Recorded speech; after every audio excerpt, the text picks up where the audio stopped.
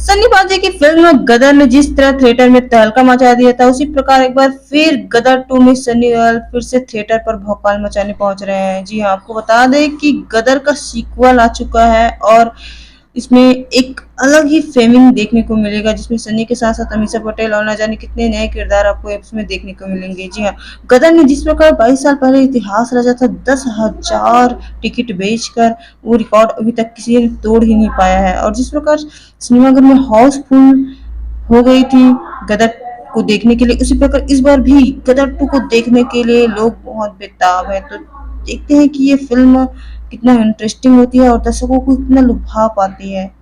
11 अगस्त को हो रही है गदर 2 रिलीज। जी हाँ, आपको बता दें कि इस दिन अक्षय कुमार की फिल्म ओएमजी और बॉबी की फिल्म एनिमल भी इसी दिन रिलीज होगी। तो देखना है बनता है कि ये तीनों फिल्म के क्लैश होने में कौन सी फिल्म जो है मोटी कमाई कर पाती है और कौन सी फिल्म दर्शकों को लुभा पाती है। जानने के लिए देखते रहिए A2B न्यूज। सब्सक्राइब कीजिए, लाइक शेयर